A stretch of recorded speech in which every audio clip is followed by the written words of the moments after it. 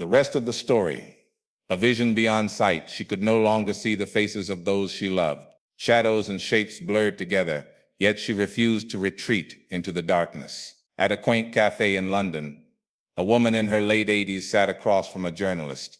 "You must forgive me," she said with a soft chuckle, her hands gently wrapping around a steaming cup of tea.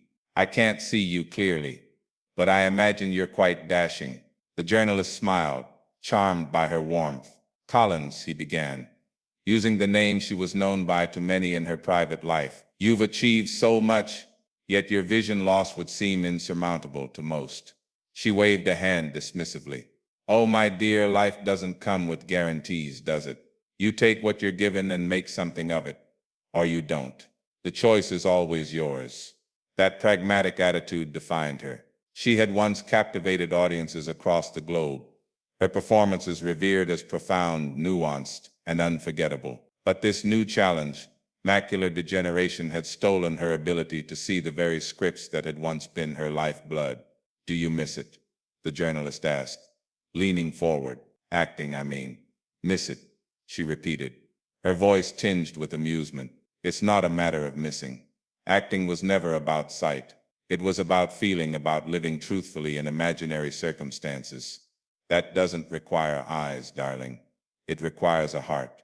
Her words carried the conviction of someone who had weathered storms far worse than the loss of her vision.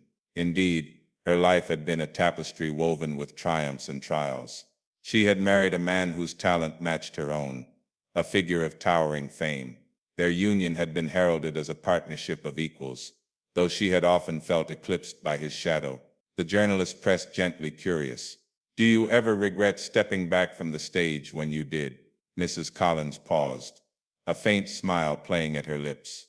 "Regret is a funny thing, isn't it? It creeps in like a draft under the door. But no, I don't regret it. I stepped back to live, to love, to raise my children, and to enjoy the simple, unremarkable moments that matter most." Even as her vision faded, Mrs. Collins had refused to surrender to despair. When she could no longer read, she enlisted the help of a young assistant who would sit with her, reading scripts and letters aloud. When her friends invited her for tea, she'd navigate her way to the table, relying on her memory and intuition. She had even appeared in a documentary, sitting alongside old colleagues, her wit as sharp as ever. "You've said before that your friends have helped you through this journey," the journalist noted. "What's the secret to enduring friendships like yours?" She tilted her head, considering the question. "Oh, it's no secret. It's just showing up, isn't it? Listening, laughing, being honest, and forgiving, of course. Forgiveness is the cornerstone of any lasting bond." The journalist glanced at his notes, struck by her resilience. "One final question, Mrs. Collins. If you could see clearly again, just for one day, what would you want to look at?" The room fell silent. She set down her tea and folded her hands in her lap, her expression pensive. "If I could see clearly again," she began slowly, "I'd like to see my husband's face, not as he was, but as he is now. The years leave their mark on us, don't they? I'd like to see how they've shaped him." Her voice softened.